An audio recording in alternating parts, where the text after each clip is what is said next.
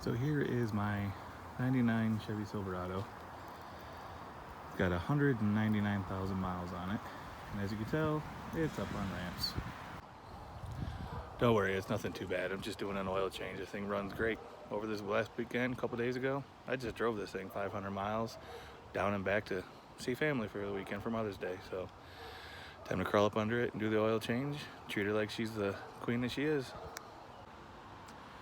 For those of you who are curious, I bought this truck about 4 years ago. When I bought it, it had the original engine, original transmission, just like it still does. When I bought it, it had 179,000 miles on it, and it's an automatic. $1,500, had some rust issues. As you can tell, I've fixed all the rust, welded the new panels on, painted it, lowered it, did a flip kit in the rear, so 6 inches drop in the back, 4-inch drop in the front. Works pretty good. So for those of you who've never done an oil change before, it's pretty simple. There's a oil pan right up here above my head. Just got to remove the drain plug. Really easy on this truck. Drain all the oil out. I always remove the oil cap up in the engine first to let some air pressure out and let the oil drain, then take the filter off.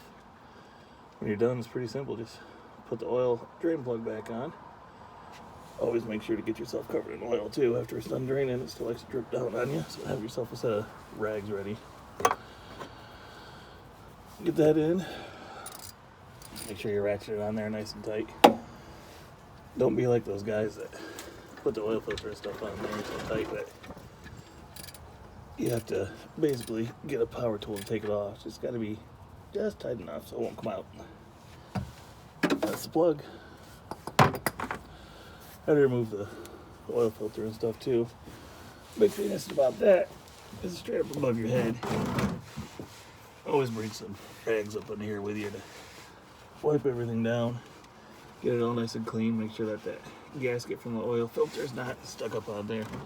You ever get that stuck and put 2 of them up there, you'll be leaking oil everywhere and blow your engine. So it's pretty simple stuff. I always do my own work on all my vehicles, so I get them to last so long mileage-wise and everything.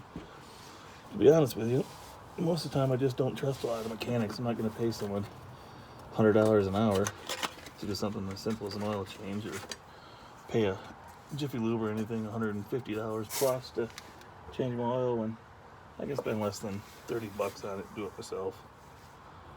But just a little how-to video of at least how I do it. Get your new filter out. Always make sure you put a little bit of oil from your finger on the ring there just to make sure it slides on pretty easy. This one's pretty nice. It just screws straight up and down. It's not sideways, so when you take it off, you can usually keep the oil in the filter without it pouring down your arm too bad. You just get a little bit on your hand. Get that up in there. This has only got to be hand tight. Don't really rank on it and make it impossible for you to take it off next time, or whoever takes it off. That's it. You can see right here, I'll bring the camera over.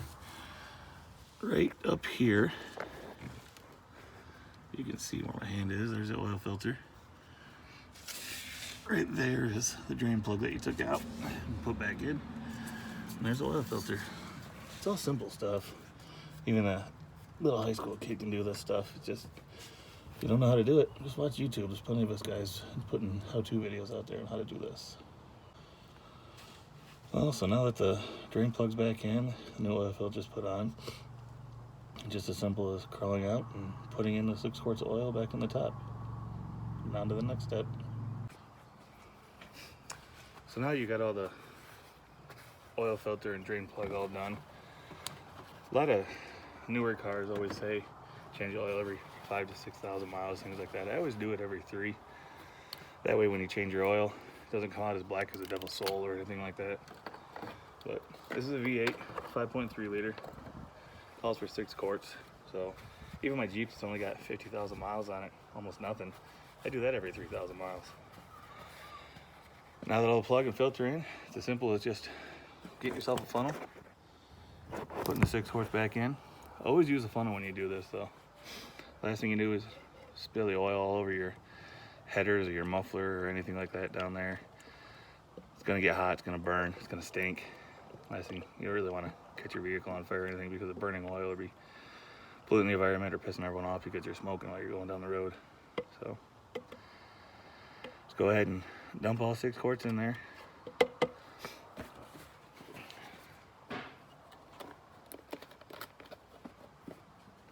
That's 1 down, 5 more to go. So once you've got all 6 of your quarts or whatever it is on your vehicle of oil in there, it's always good practice, even though you put the exact amount in like you're supposed to, or hopefully you did.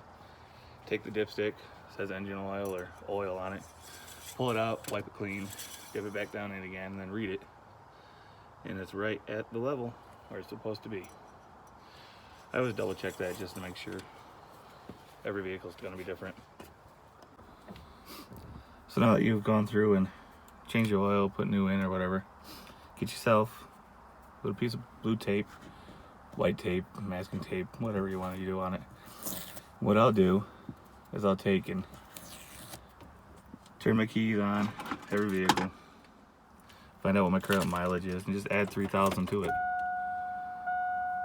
So you can see right now mine says 199, 458. Add 3,000 to that, and you're good to go. So like I said, tape, just put your number on there. That means that next oil change is going to be at 202, 458. Write that on your tape, rip it off, and I always stick these in the upper left hand corner of my windshield above the driver. It's always shaded up there. The sun's not going to burn it, so you're not going to be able to read it. Whoop, make sure you don't drop it.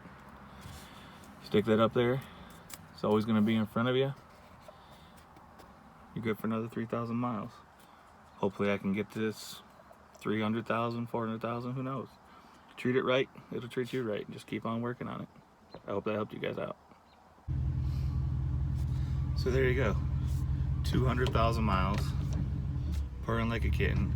Muffler sounds great because I put a bullet race muffler on it.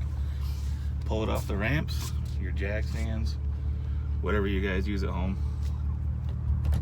Put it back in this parking spot. Save it until the next time.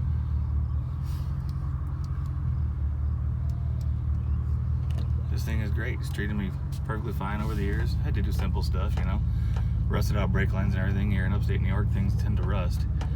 But you do the maintenance on it, it'll keep on lasting. It'll keep treating you right as long as you treat it right. I don't fly down the road at 90 miles an hour.